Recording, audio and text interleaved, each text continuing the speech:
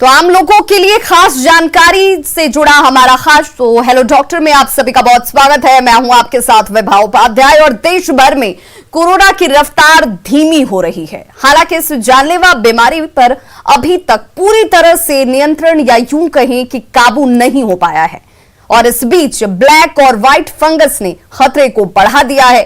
विपदा की इस घड़ी में डॉक्टर्स दिन रात काम कर रहे हैं ताकि आम लोगों की जान बचाई जा सके।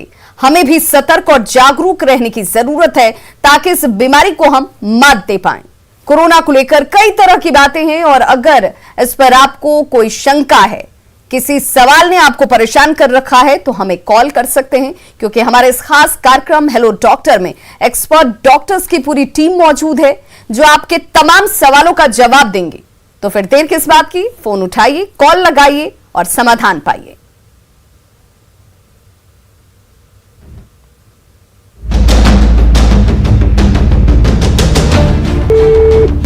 Children's Hospital, what is your emergency?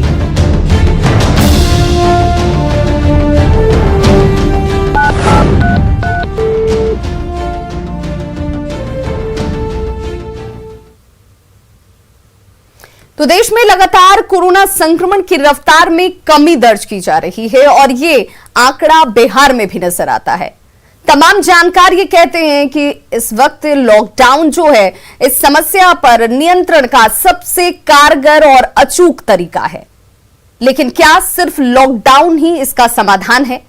क्योंकि आप और हम जब तक इस बात को नहीं समझेंगे कि ये लॉकडाउन इसलिए जरूरी था कि आपकी जान बचाई जा सके, संक्रमण की रफ्तार को तोड़ा जा सके, व्यवस्थाएं जो हैं वो सीमित है और इन सीमित संसाधनों से लोगों की जान बचाई जा सके, सबसे पहला और महत्वपूर्ण कदम ये कि आप खुद ये जानें कि आपकी जान अनमोल है और आपकी जिम्मेदारी है सही जानकारी के साथ सही समय पर उपचार की।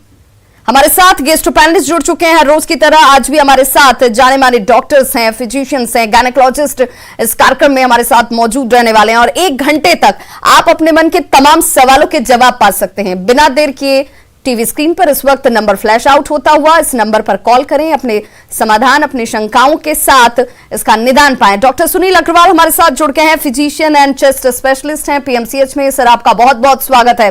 साथ ही साथ डॉक्टर निगम प्रकाश जो कि शिशु रोग विशेषज्ञ हैं वो भी हमारे साथ जुड़ चुके हैं। सर आपका भी बहुत स्वागत। और बहुत जल्द, यूं कहें कि कुछ वक्त बाद, डॉक्टर सारिका राय जो कि गायनेकोलॉजिस्ट हैं वो भी हमारे साथ इस खास कार्यक्रम में जुड़ जाएंगी।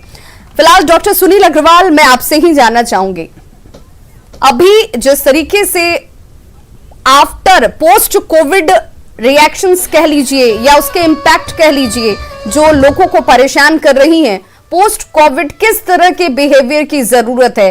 क्या सावधानियां एक आम आदमी जो कि लेमैन है उसे नहीं पता कि क्या करना चाहिए, नहीं करना चाहिए, बीमारी पर सावधानी को क्या करना है, लोगों की जानकारी हो सकती है, लेकिन बीमारी अगर ठीक हो गई, लोग अपने आप को स्वस्थ समझ रहे हैं, इसके बाद क्या सावधानियां जरूरी हो जाती हैं? जरूर आप बताइए। इस समय अगर किसी को जुकाम, खांसी, बुखार हल्का भी हो तो ध्यान जाता है कि उसे कोविड भी हो सकता है और उसी के परिप्रेक्ष्य में उसे एहतियात बरतनी चाहिए, आइसोलेट हो जाना चाहिए और उसकी जांच भी करा लेनी चाहिए। जो जांच उपलब्ध है, रैपिड एंटीजन या पीसीआर की जांच करानी चाहिए और साधारण सी दवाइयां शुरू करनी चाहिए, जैसे पेपर में भी देता है डॉक्सीसाइक्लिन, आइवरमेक्टिन, पैरासीटामोल, ये सब शुरू कर देनी चाहिए और निगरानी में रहनी चाहिए, अपने डॉक्टर के संपर्क में रहना चाहिए। कहा है कि कोविड का इन्फेक्शन 5वें दिन पता चलता है, विकराल रूप लेता है 5वें 6ठे दिन पता चलता है कि उसे सांस लेने में अगर कठिनाई हो रही है, ऑक्सीजन का स्तर गिर रहा है तो तुरंत डॉक्टर से संपर्क करना है और फिर उसी के अकॉर्डिंगली दवा भी सेवन करनी है। इस तरह से ये कोविड 2 हफ्ते का बीमारी है। डॉक्टर सुनील, चूंकि बहुत सारे सवाल इस वक्त आम लोगों के भी जहन में है और चूंकि ये बीमारी जो है आम और खास नहीं देखता है तो खास के भी जहन में है, उन तमाम सवालों के साथ उन समस्याओं का समाधान भी हम चाहेंगे कि आप अपनी जानकारी के तहत जरूर रखें। हमारे साथ इस वक्त एक कॉलर जुड़ गए हैं मुजफ्फरपुर से, संजय। संजय, आप अपना सवाल पूछिए। हेलो। आप अपना सवाल पूछिए। नमस्कार। नमस्कार। तो बोल रहे हैं कि हम अपने वाइफ को टीका दिलवाने के लिए सोच रहे हैं। जी हेलो। जी। तो उनका इलाज चलता है। अरे वो दिमागी रूप से जो थोड़ा कमजोर है जी। उसके लिए दवा चलता है। हाँ, कोई बात नहीं, आप टीका ये ठीक है। टीका जरूर दिलवाएं। टीका बहुत फायदेमंद है और टीका से कोई नुकसान नहीं होगा। नहीं, जो आप अपनी दवा चलता है, उसको कोई मानसिक असर नहीं जो होगा। इलाज है वो चलता रहेगा। जी जी तो बिल्कुल आप निश्चिंत रहें, आप इस बीमारी भी है, उसका इलाज भी चलता है, इसके बावजूद आप टीका जरूर ले सकते हैं। टीका सुरक्षित है और इससे आप अपनी और अपनों की जान सुरक्षित ही कर रहे हैं। डॉक्टर सुनील अग्रवाल, आप जरूर इन्हें एक बार आश्वस्त कर दें, क्योंकि ये बार बार ये कह रहे हैं कि पत्नी का दिमागी तौर पर वो थोड़ी कमजोर हैं और उपचार उनका काफी वक्त से चल रहा है, तो क्या वो सेफ महसूस करें टीका लेने के बाद? बिल्कुल 100% टीका सुरक्षित है और टीका सभी को लगवाना चाहिए।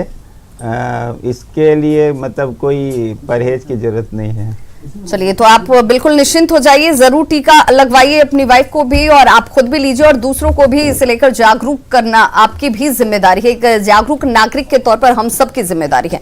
डॉक्टर निगम प्रकाश, मैं आपसे जानना चाहूंगी, चूंकि अब जिस थर्ड वेव की बात की जा रही है, इस थर्ड वेव ने साइकोलॉजिकली लोगों को और ज्यादा परेशान कर दिया है और इसलिए ज्यादा परेशानी बढ़ गई है क्योंकि ये थर्ड वेव बच्चों को हिट करने वाला है। इस तरह की आशंका जाहिर की जा रही है। बच्चों का ध्यान कैसे रखें? बच्चों में अगर हल्की सर्दी भी है, हल्की खांसी भी है, बच्चे ने 2 बार 3 बार घर में छींक दिया या उसे 2-4 बार खांसी आ गई, तो क्या उस वक्त से ही हम अब उसे दवा देने लगे, उस वक्त से ही प्रिकॉशंस बरतने लगे? हाँ, देखिए, ये बहुत अच्छा प्रश्न किया आपने। ख़ास करके जब थर्ड लहर की बात हो रही है और थर्ड लहर जो है ये अवश्यंभावी है एक तरह से, क्योंकि आज तक का जो पेंडेमिक का हिस्ट्री रहा है वो हिस्ट्री बराबर यही बताता है कि 2 से 3 लहर होती है और ये बीमारी जब इतनी घातक और इतने जोर से हो रही है तो इसमें तीसरी लहर का आना ऑलमोस्ट मतलब अवश्यंभावी है। तो हम लोगों को सारी कार्य योजनाएं उसी मुताबिक बनानी है, सरकार की हो या जागरूकता के हिसाब से हो। और तीसरी लहर का कारण क्या है? देखिए, पहली लहर में तो जितने भी आपके बूढ़े थे जो कोमॉर्बिडिटीज़ वाले थे वो इफेक्टेड हुए और वैक्सीनेशन भी उसी हिसाब से चला।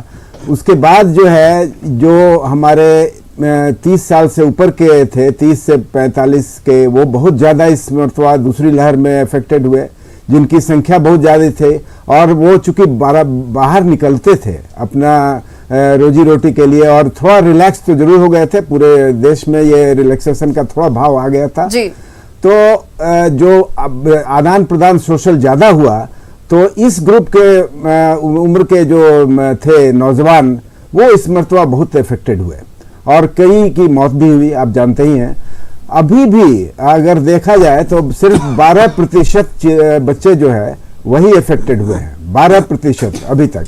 लेकिन इस मरतबा ये अमूमन ये बहुत अनुमान किया जा रहा है कि जब भी आप देखेंगे कि अगर जो 2 पॉपुलेशन ग्रुप हैं उनको आपने अगर वैक्सीनेट कर लिया तो एक ग्रुप जो है वो अनवैक्सीनेटेड होता है, वो बच्चों का ग्रुप है।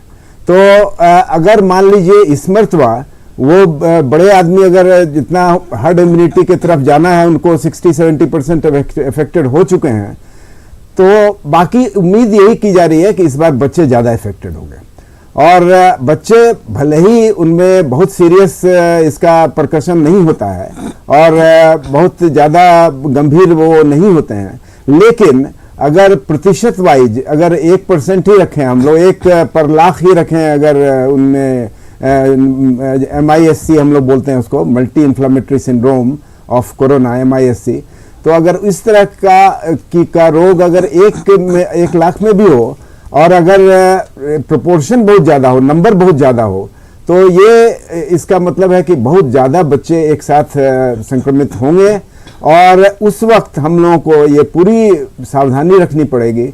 मानते हैं कि ज़्यादातर ICU में जाने की ज़रूरत नहीं पड़ती है, लेकिन वो कुछ फ्रैक्शन भी अगर जाएंगे ICU में तो आईसीयू का नंबर, पीडियाट्रिक आईसीयू का नंबर बहुत ज्यादा होना चाहिए और ओरिएंटेशन होना चाहिए। सबसे बहुत महत्वपूर्ण क्या है कि हमारे पेरिफेरी में अभी भी वो ओरिएंटेशन बच्चों के लिए नहीं है। तो जो ये एक टीचिंग है, ओरिएंटेशन है, ये बच्चों के लिए स्पेसिफिक ये पेरिफेरी में होना चाहिए, जो रूरल बेल्ट है हमारा। अब वहां जागरूकता का बहुत अभी भी अभाव है। बिल्कुल वहाँ डॉक्टर जागरूकता निगम सरकार प्रकाश, को डॉक्टर चलानी निगम प्रकाश, चाहिए। इस पर हम चर्चा करते हैं कि आखिर ये किस तरीके से इम्प्लीमेंट किया जाए। क्यों ना हम इसे लेकर पहले से तैयार रहें, क्यों हम अपनी गलतियों से सीख नहीं लें, क्योंकि दूसरे फेज में तो हमने पहले फेज को गंभीरता से नहीं लिया, इसलिए कैजुअलिटीज बहुत हो गई, हमने तैयारियां उस स्तर पर नहीं की थी, इसलिए इतनी ज्यादा लॉसेज हुए। तो क्या हम इस तीसरे फेज को लेकर पहले से सावधानी नहीं बरत सकते हैं, व्यवस्थाएं नहीं कर सकते हैं, लोगों को जागरूक नहीं कर सकते हैं क्या? ये तमाम सवालों पर चर्चा भी करेंगे। फिलहाल हमारे साथ एक कॉलर जुड़ गए हैं सिक्किम से। हम चाहेंगे कि जगदीश शर्मा आप अपना सवाल पूछिए।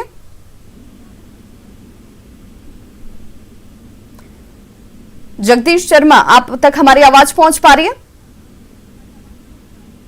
तो लगता है कॉलर से संपर्क टूट चुका है, लेकिन लगातार लोग जो है वो अपने सवालों के साथ समाधान चाहते हैं और हमारी कोशिश भी है। आप इस नंबर पर जो कि टीवी स्क्रीन पर फ्लैश आउट हो रहा है उस पर अपने सवाल पूछिए और डॉक्टर्स आपके तमाम सवालों के जवाब देते हुए नजर आएंगे। हमारे साथ डॉक्टर सारिका राय भी जुड़ चुकी है। मैम, आपका बहुत बहुत स्वागत है। गायनेकोलॉजिस्ट हैं और चूंकि मैम डॉक्टर्स की जब बात आती है तो लोगों को ये उम्मीद होती है कि जब आप कुछ कहते हैं तो उस कहने के साथ ही उन्हें यह लगता है कि यकीन हो गया हम ठीक होने वाले हैं, या हम ठीक ही हैं, या हम ठीक हो जाएंगे।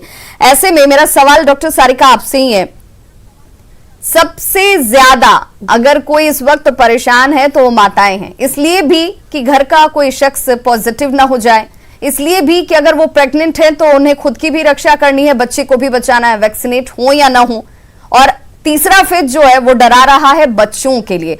क्या करें? मां के तौर पर महिलाओं को किस तरीके से देखना चाहिए, बच्चों को, परिवार को कैसे देखना चाहिए, क्या गाइडलाइंस उनके लिए आप देंगे?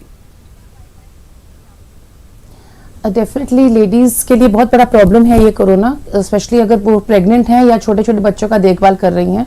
प्रेगनेंसी अपने में एक बहुत हाइपरकोएगुलेबल स्टेट है और कोरोना भी उस चीज को और एग्रीवेट करता है। इसलिए जो हम पर्सनली देख रहे हैं कि प्रेग्नेंट औरतों को कोरोना ज्यादा असर कर रहा है और घातक हो रहा है, लाइफ थ्रेटनिंग हो रहा है प्रेग्नेंट लेडीज के लिए। इसलिए उन लोगों को तो एकदम 100% अपने आप को सुरक्षित रखना है, घर के अंदर रहना चाहिए और बस जरूरत भर बाहर निकलना चाहिए अगर डॉक्टर को दिखाने के लिए जाना है तो। और हमारे साथ छोटे छोटे बच्चे घर में हैं। डॉक्टर सारिका, हमारे साथ एक कॉलर जुड़ गया है, जरा उनका सवाल भी ले लेते हैं और फिर हम अपने इस चर्चा को कंटिन्यू भी रखेंगे। पटना से हमारे साथ कॉलर जुड़ गया है अरुण। अरुण, आप अपना सवाल पूछिए। मेरा सवाल है कि मैं रेस्ट में रहता हूँ तो हार्ट बीट नॉर्मल रहता है, मॉर्निंग वॉक करता हूँ तो मेरा हार्ट बीट 125 तक चला जाता। डॉक्टर सारिका राय, क्या सजेस्ट करेंगे इन्हें? ये स्वाभाविक है, ये स्वाभाविक है। अगर आप किसी भी तरह का एक्सरसाइज कीजिएगा तो आपका हार्ट रेट बढ़ेगा क्योंकि आपका एनर्जी रिक्वायरमेंट बढ़ता है और थोड़ी देर के बाद आधा घंटा 1 घंटा में आपका हार्ट बीट वापस नॉर्मल होगा। इसका मतलब एकदम आप हेल्दी हैं, इसलिए घबराना नहीं है। चलिए, तो आप तो बिल्कुल निश्चिंत रहिए, इससे डरने की जरूरत नहीं। और आजकल साइकोलॉजिकली लोग ज्यादा परेशान हो रहे हैं, उन्हें ये लग रहा है कि कुछ भी अगर हो रहा है कहीं ये कोरोना तो नहीं हो गया, और अगर कोरोना हो भी गया तो क्या हम हॉस्पिटलाइज तो नहीं हो जाएंगे। चूंकि इस वक्त हमें वैक्सीनेशंस को लेकर के बहुत ज्यादा लोगों को जागरूक करने की जरूरत है। डॉक्टर सुनील अग्रवाल, मैं आपसे जानना चाहूंगी, वैक्सीनेशन के बाद सवाल ये भी उठ रहे हैं कि डॉक्टर्स तो वैक्सीनेट सबसे पहले हुए थे, फिर वो कैसे पॉजिटिव हो जा रहे हैं? क्या ये वैक्सीनेशन काम नहीं कर रहा है क्या? एक्चुअली वैक्सीन लगाने के, दूसरा डोज लगाने के भी 15 दिन के बाद एंटीबॉडी पूरी तरह से बनता है। इस बीच अगर इन्फेक्शन हो सकता है और लगाने के बाद भी 20% लोगों में इम्यूनिटी नहीं देखी जा रही है, एंटीबॉडी नहीं भी बन रहा है। ऐसा भी देखा जा रहा है कि वैक्सीन दोनों डोज लगाने के बाद भी कुछ प्रतिशत ऐसे हैं जिनमें एंटीबॉडी नहीं बना है। कारण अभी बाद में पता चलेगा। तो इसलिए कहा गया है कि परहेज और मास्क और सोशल डिस्टेंसिंग वैक्सीन लगाने के बाद भी जरूरी है। बिल्कुल, तो देखिए ये बहुत जरूरी है। डॉक्टर्स आपके सामने जरूर रक्षक के तौर पर खड़े हैं, लेकिन इस बीच आपको ये नहीं समझना है कि अब मास्क को उठाकर फेंक दिया जाए, प्रिकॉशंस नहीं रखने हैं, कोरोना प्रोटोकॉल का पालन नहीं करना है। हमारे साथ एक कॉलर सुपौल से जुड़ के हैं, मंटू। मंटू, आप अपना सवाल पूछिए। जी नमस्कार मैडम। नमस्कार। जी मेरा कहना है कि हम लोग तो हम पर्सनल हम अपना दोनों डोज ले लिए हैं और पत्नी भी ले लिए सिंगल डोज। जी 12-13 साल की बेटी है, उसे मतलब हल्का ठीक आता है, ठीक आता है और हल्का खुशी भी होता है। क्या किया जाए? डॉक्टर निगम प्रकाश, आप क्या सजेस्ट करेंगे? ये बच्ची को लेकर परेशान हो रहे हैं और अमूमन सभी गार्जियंस इसी बात को लेकर परेशान है कि देखिए हम माता पिता हों या जिन लोगों को वैक्सीनेट होने के लिए गाइडलाइंस हैं वो तो हो जा रहे हैं, लेकिन बच्चों को क्या करें? अगर उन्हें हल्की छींक आ गई, खांसी आ गई, फिर क्या उसे हम कोरोना समझने लगे? बिल्कुल नहीं, बिल्कुल तर्कसंगत प्रश्न है हमारे ऑडियंस का। देखिए ये बहुत जरूरी है हर नागरिक को समझना कि कभी भी मामूली छींक से आप तुरंत कोरोना की तरफ नहीं जाएं। अगर आपको 3 से 4 रोज का बुखार है तो आपको कोरोना की जांच जरूर करानी है, चाहे वो कह दस्त के साथ ही हो या सर्दी खांसी के साथ ही क्यों ना हो। बुखार अगर 3 से ज्यादा दिन तक है तो आपको तुरंत बच्चों की भी जांच करानी है। और सिंपल चीज है, रैपिड एंटीजन टेस्ट तो स्क्रीनिंग टेस्ट है, भले ही वो 40 से 50% ही पॉजिटिव होता है, लेकिन अगर उसके बावजूद भी अगर बुखार है और ज्यादा शक हो रहा है तो आप RT-PCR का भी जांच कराइए। और अगर आपको रैपिड एंटीजन टेस्ट ही पॉजिटिव है तो फिर RT-PCR कराने की भी जरूरत नहीं है।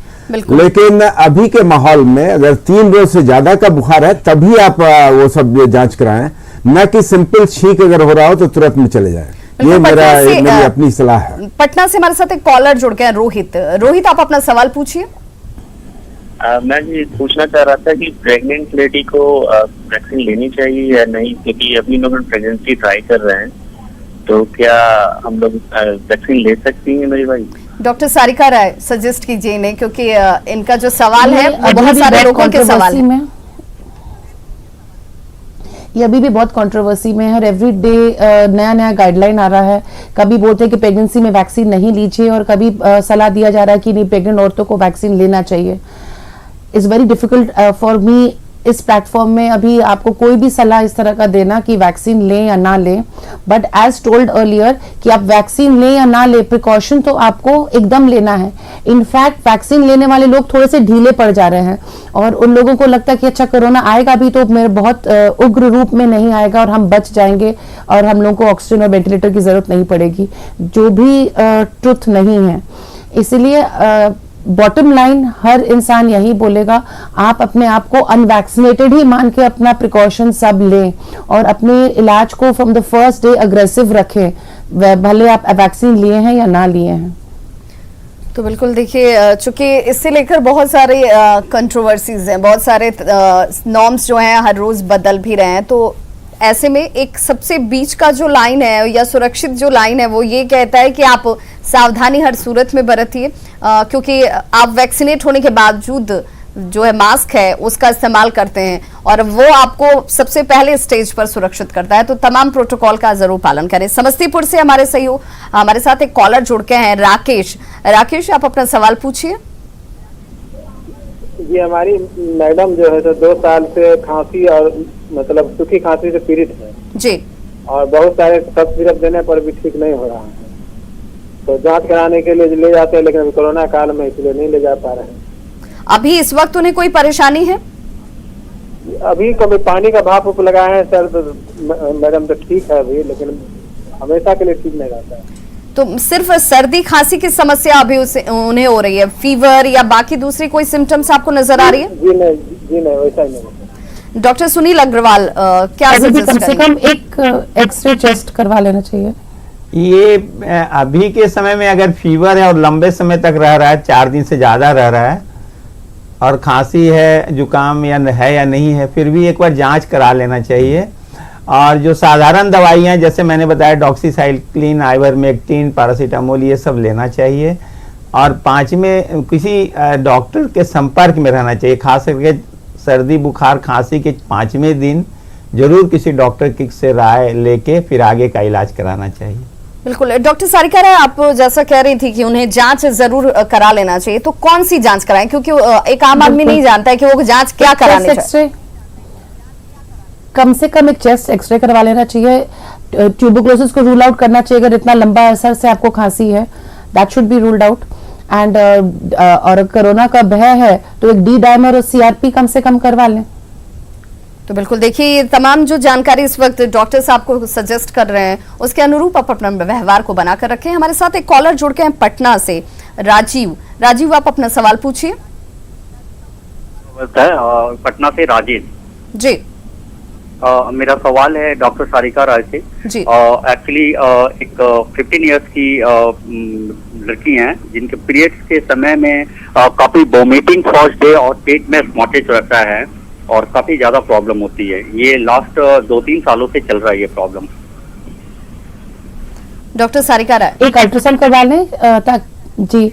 उस लड़की का सबसे पहले तो आश्वासन दीजिए कि नॉर्मली कोई बड़ी चीज नहीं होती है ये, और छोटी दवाइयों से हर महीना 2 दिन वो दवाई खानी होगी जब भी वो उनको मेंस आएगा। और एक अल्ट्रासाउंड जरूर अपना यूट्रस का करवा लें, थायराइड का टेस्ट करवा लें। तो ये बिल्कुल नॉर्मल है, बहुत सारे लोगों में इस तरह के सिम्टम्स होते हैं, इसे बहुत ज्यादा कॉम्प्लिकेटेड रूप से देखने की जरूरत नहीं है। आप ये सजेस्ट करें डॉक्टर सारिका। विटामिन का उपयोग ज्यादा करें, विटामिन ई का उपयोग करें कम से कम 2-3 महीना लगातार। उससे भी ये सब जो pre menstrual and menstrual problems होती हैं वो बहुत हद तक सॉल्व होती हैं। बिल्कुल, तो देखिए ये बहुत महत्वपूर्ण है कि आखिर आप खाते पीते क्या हैं, आप किस माहौल में रहते हैं, कि आपकी लाइफस्टाइल क्या है, ये आपको लॉन्ग टर्म पर अफेक्ट करती है। तो इसे बहुत ध्यान रखने की जरूरत है, चाहे पैंडेमिक सिचुएशन हो या ना हो, आपके लिए बहुत कारगर होगी। हमारे साथ एक कॉलर जुड़ गई है पटना से, लवली शर्मा। लवली, आप अपना सवाल पूछिए। मैम, मेरा 6 मंथ की प्रेगनेंट हूँ, उसमें कोरोना का वैक्सीन ले सकते हैं? तो देखिए, डॉक्टर्स और डॉक्टर सारिका भी बार बार ये सजेस्ट कर रही हैं कि ये इस पर किसी तरह का कमेंट इस वक्त बहुत प्री मैच्योर होगा। फिर भी डॉक्टर सारिका, आप क्या कहेंगे उन्हें? बहुत मुश्किल है, बिकॉज एवरीडे गाइडलाइंस चेंज कर रहे हैं। तो हम कोई भी स्टेटमेंट ऐसा दे दें और वो उसको पत्थर का लकीर मान लें, तो ये मेरी तरफ से गलत राय रहेगा। तो बिल्कुल इस सवाल पर मैं चूंकि चाहूंगी अलग अलग बिल्कुल इस सवाल पर मैं चाहूंगी कि डॉक्टर निगम प्रकाश भी कुछ सजेस्ट कर पाए तो बताएं, क्योंकि देखिए एक आम आदमी तो बड़ी उम्मीदों के साथ डॉक्टर को ही फोन लगाएगा, उनको ही पूछेगा कि भाई हम वैक्सीनेट हो या नहीं हो। अगर आप ही संशय में हैं तो फिर वो तो और डिलेमा में चले जाएंगे कि भाई हम क्या करें फिर। क्या अभी इस वक्त चूंकि वो अकेली जान नहीं है, 2 जान है उनके अंदर, तो क्या करना चाहिए? सावधानी बरत लें, ये ज्यादा बेहतर है, वैक्सीनेट हो जाएं, ये बेहतर है? देखिए, बहुत इम्पोर्टेंट प्रश्न है, और चूंकि प्रेग्नेंट लेडीज और लैक्टेटिंग वुमेन, ये 2 बहुत बड़ा मसला है और ये बहुत बड़ा ग्रुप है जिसको कि एड्रेस करना हम लोगों को जरूरी है। ये जो संशय हो रहा है, इसमें संशय बिल्कुल सही कहा डॉक्टर सारिका ने कि अभी तक जो है सरकार ने क्लियर नहीं किया है कि प्रेगनेंसी में देना है या नहीं देना है।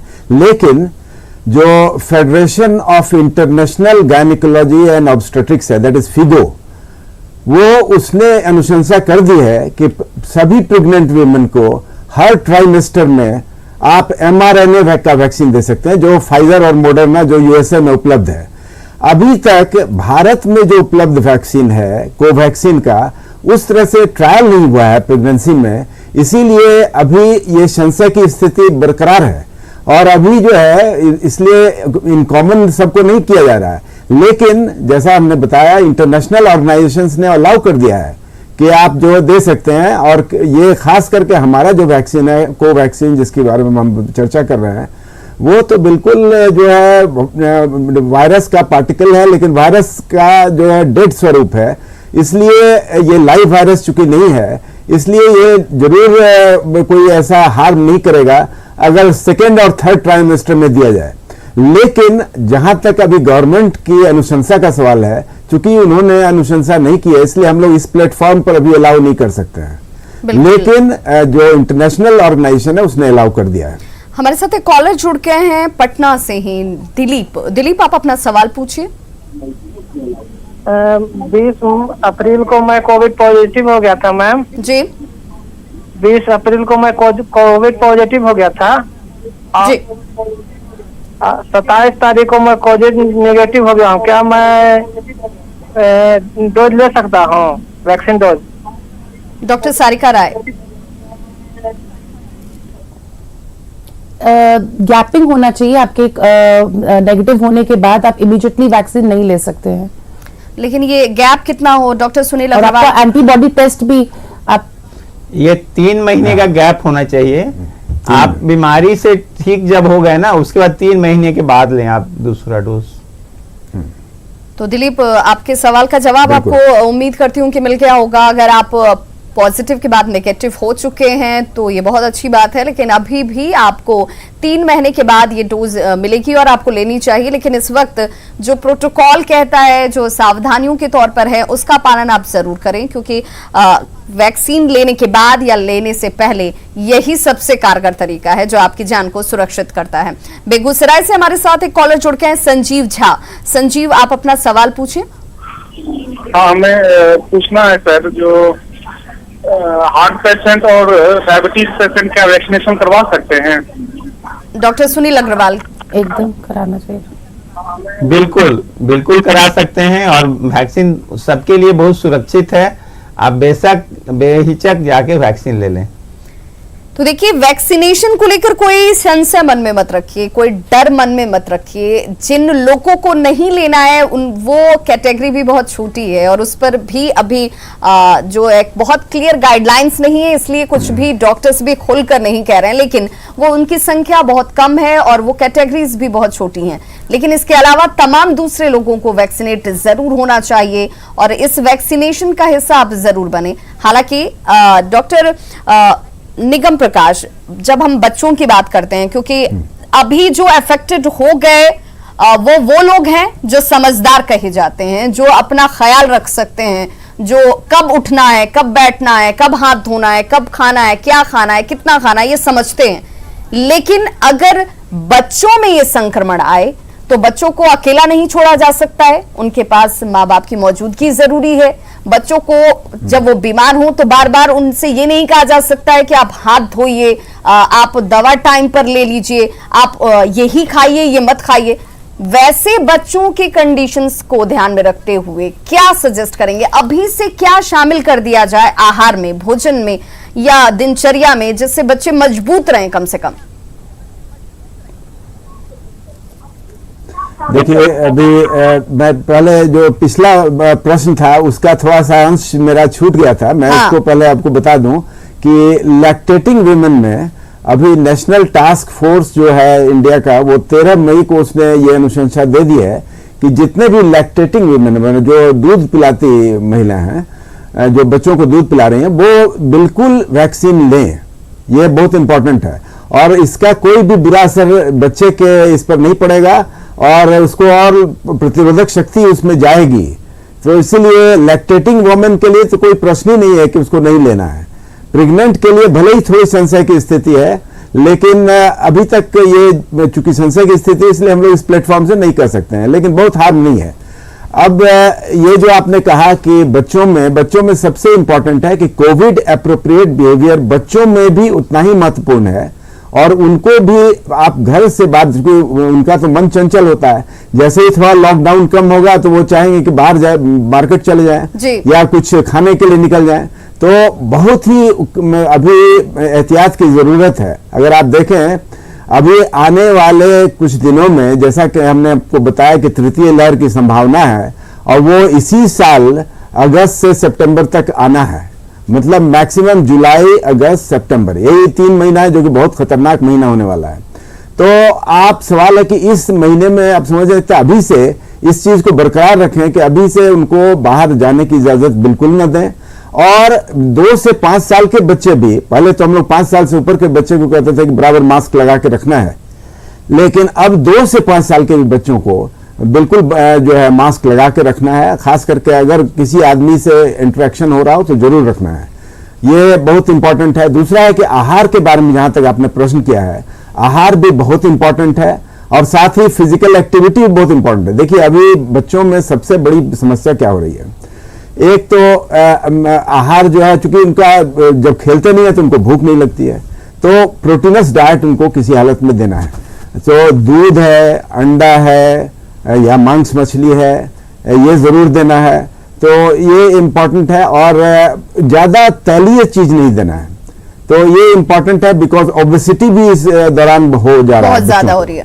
तो ये एक इम्पॉर्टेंट चीज है। और उसके अलावा जिम करना या योगा करना, ये घर में भी किया जा सकता है ना, ये इसमें कोई बाहर जाने की आवश्यकता ही नहीं है। घर में भी जिम किया जा सकता है, घर में भी आप बच्चों को डांस सिखा सकते हैं।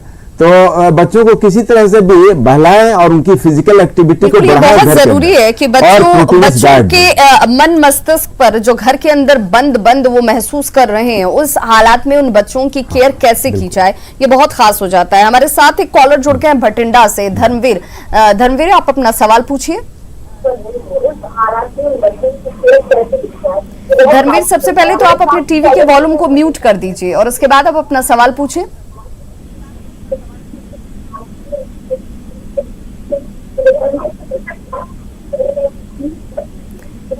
धर्मवीर, आप तक हमारी आवाज पहुंच पा रही है? तो लगता है इन तक आवाज नहीं पहुंच पा रही है, लेकिन तमाम लोग जो हैं वो अपनी समस्याओं के साथ यही जानने की कोशिश कर रहे हैं कि आखिर बचें तो कैसे बचें, क्या हर सर्दी खांसी जुकाम जो है वो कोरोना है क्या, और फिलहाल हमें प्राइमरी स्टेज पर क्या करना चाहिए। डॉक्टर सुनील अग्रवाल, ये एक जनरल इस वक्त परसेप्शंस लोगों के मन में बैठ गया है कि अगर हमें बुखार हुई है, गांव देहातों की खासतौर पर मैं अगर बात करूं तो वहां पर लोग इसे टाइफाइड समझ रहे हैं, उस तरीके से बिहेव भी कर रहे हैं, डिस्टेंसिंग नहीं रखा जा रहा, और शायद यही एक बड़ी वजह है कि गांव में ये पेंडेमिक जो है वो ज्यादा विकराल नजर आती है।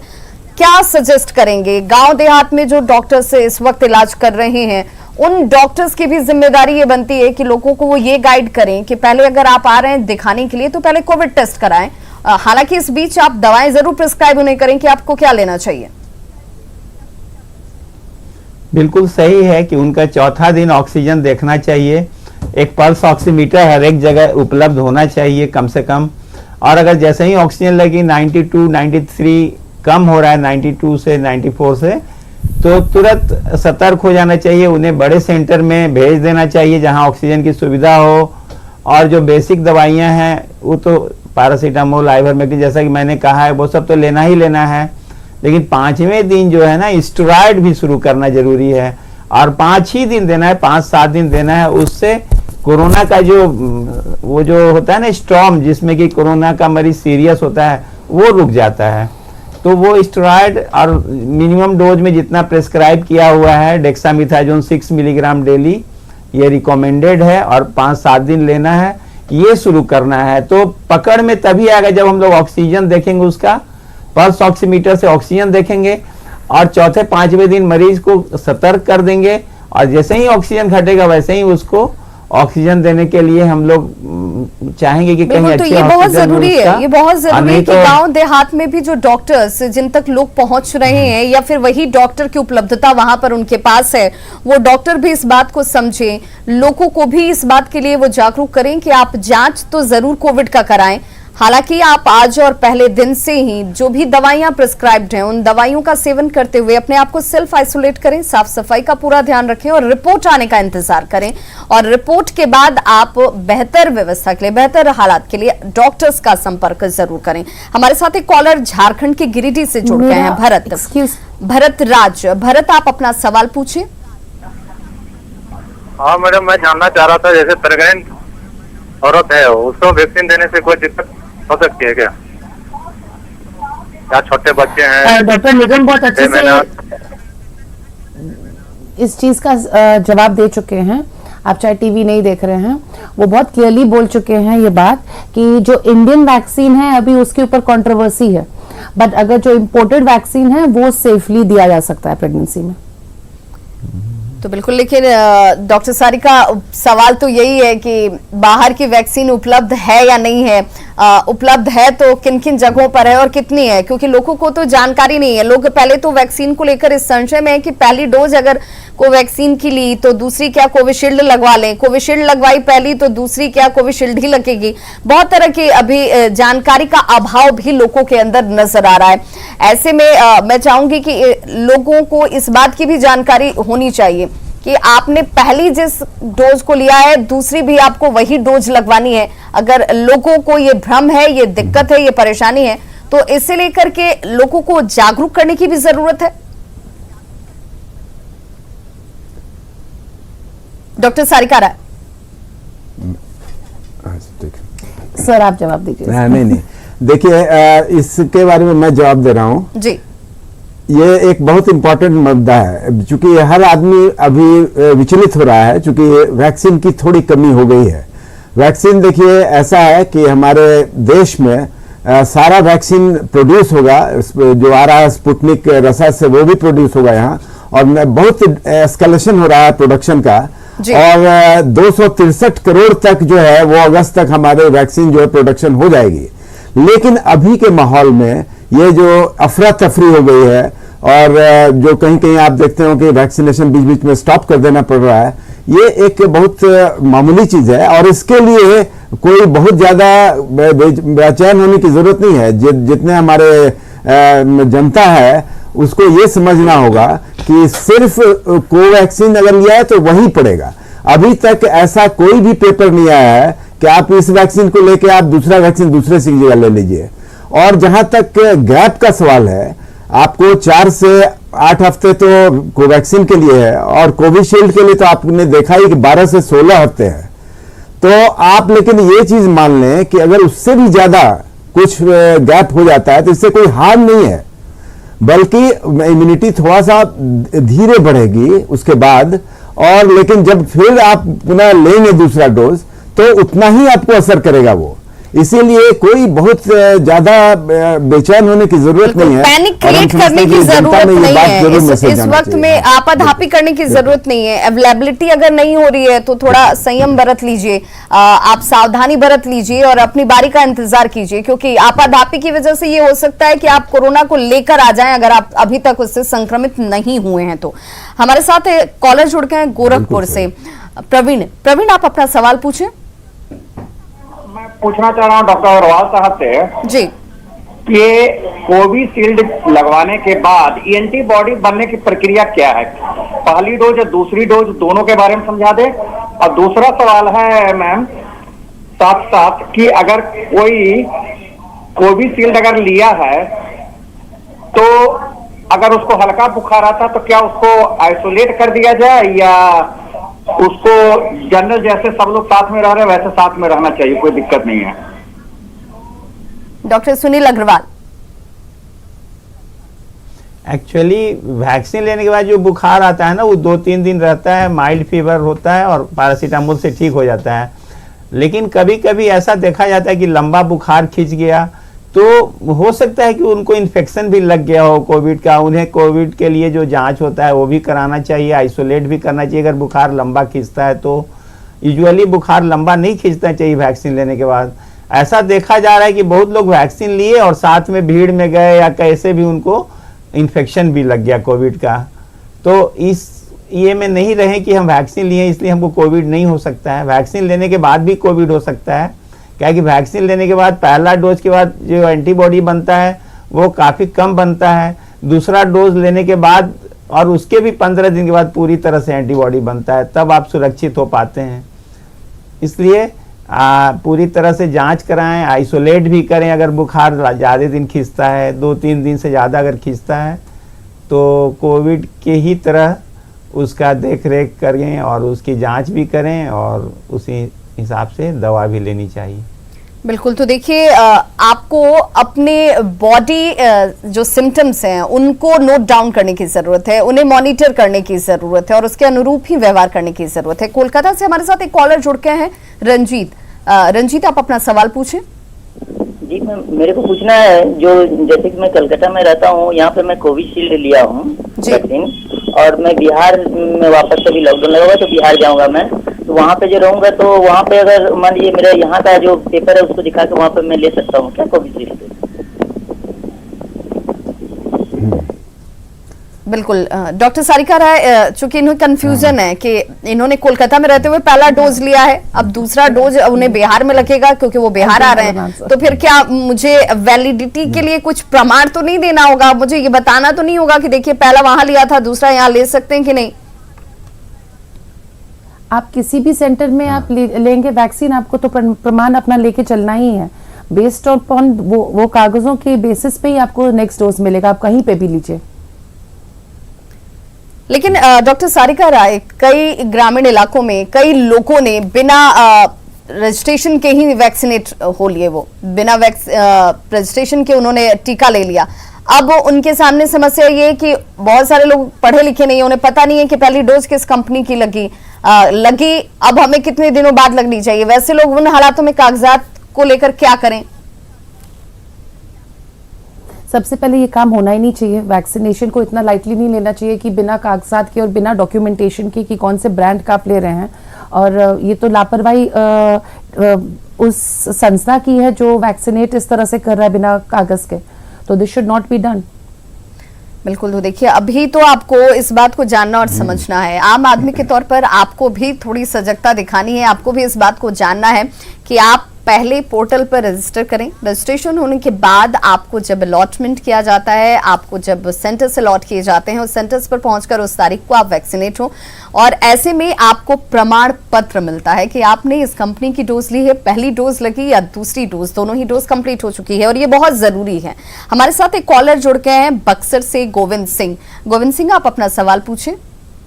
मैडम, मेरा एक सवाल है, यही है कि हम जैसे बराबर काढ़ा और हल्दी वाला दूध पीते हैं जी, तो क्या हमारे शरीर के लिए कोई नुकसान है क्या? अभी मैं कंप्लीट फिट हूँ, हमको कोई प्रकार की परेशानी नहीं है, लेकिन मैं एक दिन बीच लगे काढ़ा पीता हूँ और एक दिन बीच लगे हल्दी वाला दूध शाम को आधा लीटर पीता हूँ, तो हमारे शरीर के लिए क्या ये नुकसान है क्या? डॉक्टर निगम प्रकाश। देखिए, ये आजकल के दिनों में ये बहुत ही महत्वपूर्ण प्रश्न इसलिए है कि कभी कभी लोग ओवरडू कर रहे हैं। आजकल क्या हो रहा है कि कई परिवार में तो हमने देखा और पूछा भी, तो वो 2-3 बार काढ़ा पी ले रहे हैं और कई बार जो है ये हल्दी दूध का भी सिलसिला चालू है। तो आप कम से कम देखिए कि एक बैलेंस रखना बहुत ज़रूरी है। अगर आप स्टीम इनहेलेशन भी हो तो आप उसको 2 से 3 बार लें, और काढ़ा है तो दिन में 1 बार लें। उससे ज़्यादा लेना तो हम नहीं समझते हैं कि अच्छा होगा, क्योंकि काढ़े में भी गर्म चीज़ सब होता है और उसके कारण भी आपको कह दस्त की समस्या अल्टीमेटली हो सकती है। तो एक बैलेंस जरूर होना चाहिए, इसमें कोई शक नहीं है कि ये जो आयुर्वेदिक हमारी जो धरोहर है इसको जरूर प्रयोग करना चाहिए, लेकिन दहशत में कुछ ज़्यादा न कर बैठें, इसका जरूर ख्याल रहे। डॉक्टर साहब, इसी से जुड़ा एक और सवाल है जो लगातार हमारे जो व्यूअर्स हैं वो डिजिटल प्लेटफॉर्म पर भी हमसे बार बार पूछ रहे हैं। लोगों ने प्रिकॉशनरी मल्टीविटामिन खाने शुरू कर दिए, लोग जिंक का सेवन करने लगे, लोग विटामिन सी का सेवन कर रहे हैं कि भाई हम इम्यूनिटी वाइज मजबूत रहें, हमें जल्दी से इन्फेक्शन ही ना पकड़े, तो इसका सेवन करें। और शायद यही वजह है कि इसकी शॉर्टेज भी है। आप अमूमन अब इसे सर्च करेंगे या ऑनलाइन मंगाने की कोशिश करेंगे तो आपको ये अवेलेबल नजर नहीं आएगा, आउट ऑफ स्टॉक है।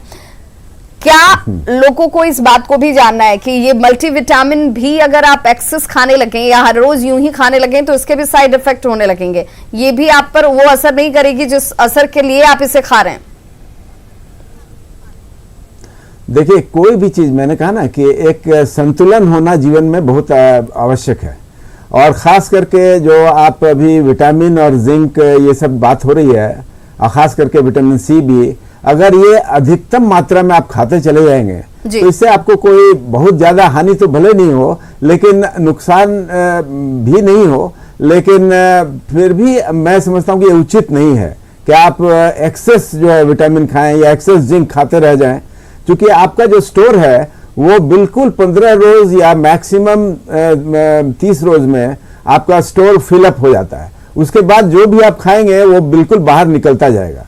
तो ये अच्छा नहीं होगा। अगर विटामिन सी भी आप ले रहे हैं, एस्कॉर्बिक एसिड है, तो आप उसको भी अगर ज्यादा प्रयोग करेंगे तो वो ठीक नहीं है मेरे विचार से। चलिए, भागलपुर से कॉलर हमारे साथ जुड़ के हैं, अजहर अली। अजहर, आप अपना सवाल पूछें।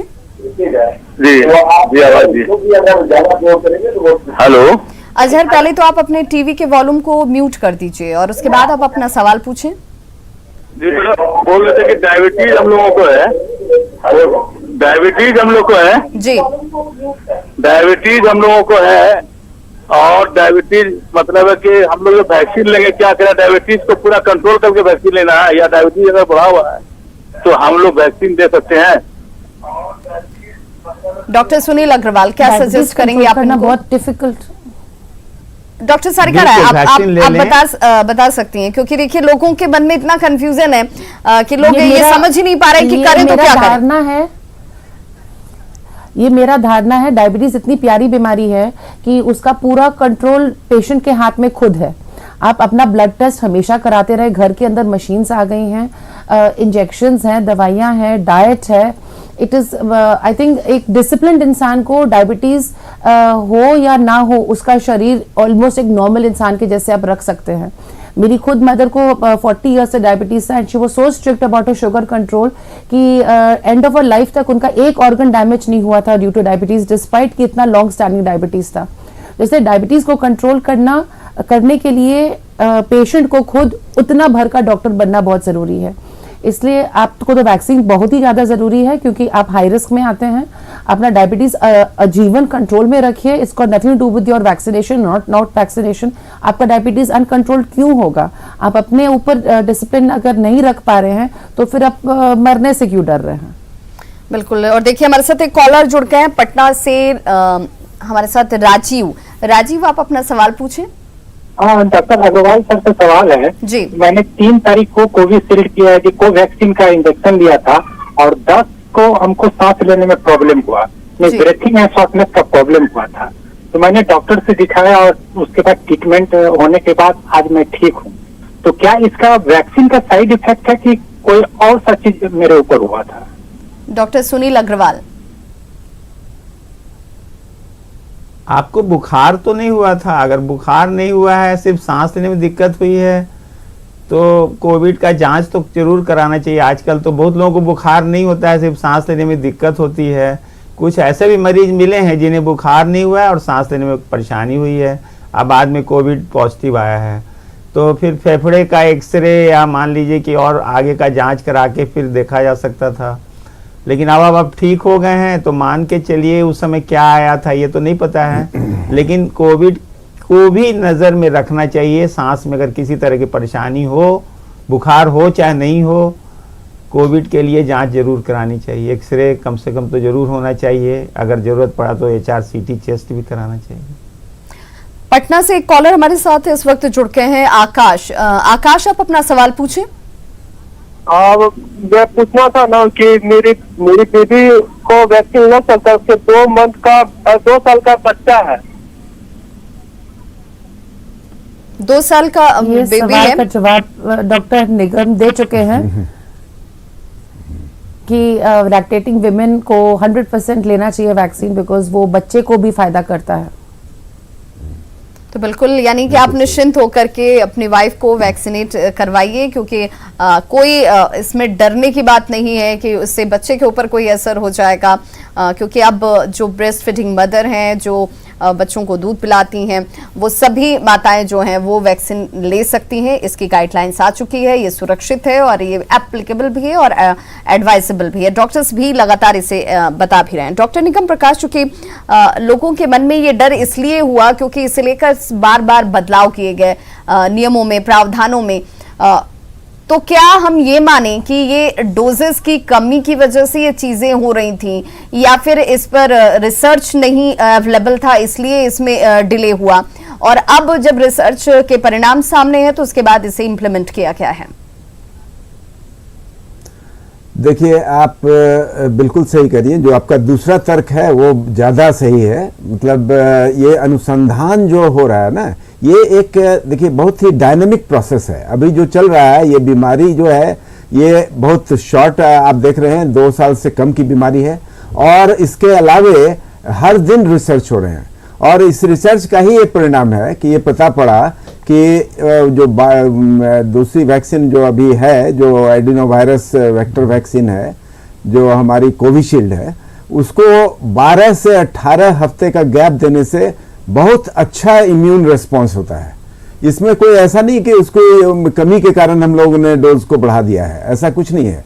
गवर्नमेंट ने बहुत सोच करके और रिसर्च के माध्यम से इसको बढ़ाया है। ऐसा नहीं है कि कोई हम अपनी कमी को छुपाने के लिए ऐसा कर रहे हैं। तो लोगों को इस बात को तो दिमाग से बिल्कुल हटा देना चाहिए कि सरकार ने इसलिए इस जो टेन्योर है, जो पीरियड है वक्त का, उसे बढ़ा दिया है क्योंकि शॉर्टेज को कैसे यहाँ पर एडजस्ट किया जा सके। ये ऐसे नहीं, इसके पीछे का एक साइंटिफिक रीजन है, रिसर्च है, और इसके आधार पर ये तमाम चीजें की जा रही हैं। आपके लिए ये बेहतर है, इसलिए ये एडवाइजेबल है। हमारे साथ एक कॉलर जुड़ चुके हैं जमुई से, प्रमोद, आप अपना सवाल पूछें। मैम यही मैं 2013 से मैं बीमार हूँ, मेरा पथरी है, तो इसमें वैक्सीन लगेगा या नहीं? दवाई मेरा रेगुलर चलते रहता है। प्रमोद, आप एक बार फिर से अपना सवाल दोहराएं। 2013 से मैं ही बीमार हूँ, अभी तक मेरा दवाई जो है रेगुलर चलते रहता है, पथरी का बीमारी है, तो इसमें वैक्सीन में लगाऊं या नहीं? पथरी की बीमारी से परेशान हैं आप, वैक्सीनेशन का हिस्सा हो सकते हैं या नहीं हो सकते हैं? देखिए, नहीं, हम लोगों ने सुन लिया है, नहीं हम लोगों ने सुन लिया है, और डॉक्टर अग्रवाल भी हमसे एग्री करेंगे कि कोई भी बीमारी हो, कोई कॉन्ट्रा इंडिकेशन नहीं है ये वैक्सीन का। अभी जो आपके सामने है वो पहले शेयर को देखें आप, और ये सब जो सिंपल चीज है वो अगल बगल में वो छोटे जानवर को मत देखें। कहने का मतलब ये हुआ कि कोई दूसरी बीमारी अगर है तो वो एक तरह से आपके लिए इम्पिटस है कि आप उससे वैक्सीन के लिए ज़्यादा आप अग्रसर हो। और कोई भी बीमारी हो, पथरी हो, उसका कि इलाज कोई कॉन्ट्रा इंडिकेशन नहीं है इस वैक्सीन के लिए।